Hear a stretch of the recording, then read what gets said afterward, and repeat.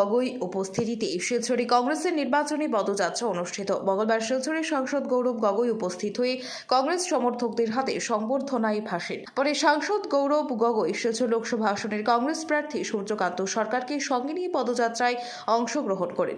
পদযাত্রাটি শিলচর জেলা কংগ্রেস কার্যালয় থেকে শুরু হয়ে আনন্দ উল্লাসের সহিত বিশাল কংগ্রেস সমর্থকদেরকে সঙ্গে নিয়ে শিলচর শহর পরিক্রমা করে এবং কংগ্রেস কর্মীরা হাতে হাতে কংগ্রেসের পতাকা নিয়ে পদযাত্রায় অংশগ্রহণ করেন।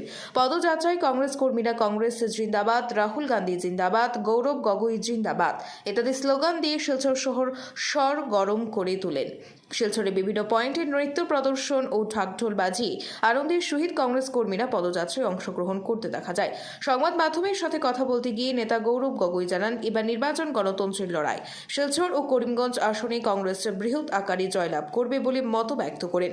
তার কথায়, বিজেপির দিন শেষ হয়ে আসছে, তাই আসামের মুখ্যমন্ত্রী যা মুখে আসে তাই বলেন। ব্যুরো রিপোর্ট, আজকের বরাক।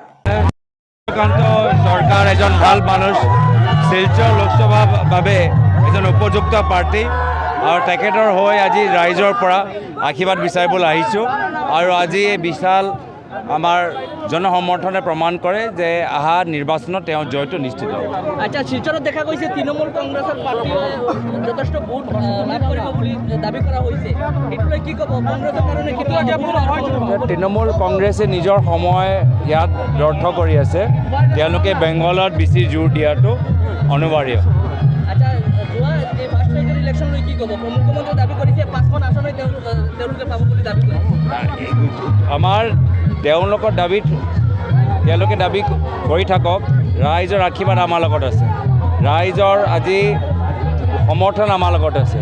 ৰাইজে এতিয়া বিজেপি দলৰ সাম্প্ৰদায়িক ৰাজনীতিৰ পৰা আমনি পাইছে, বিজেপি দলৰ অহংকাৰৰ পৰা মুক্তি বিচাৰে, বিজেপি দলৰ অত্যাচাৰৰ পৰা মুক্তি বিচাৰে।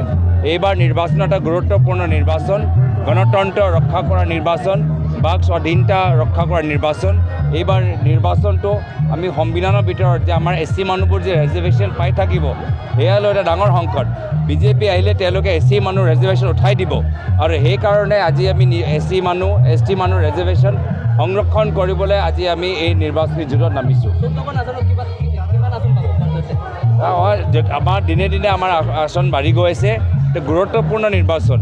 আজি কিমান আমি ব্যৱধানৰ যিখিনিটো কথা গুৰুত্বপূৰ্ণ নহয়, আমি সংবিধানৰ ভিতৰত যে আমাৰ এছ চি এছ টি মানুহৰ কাৰণে ৰিজাৰ্ভেশ্যন আমি বচাব পাৰোঁ, সেইটো বেছি গুৰুত্বপূৰ্ণ।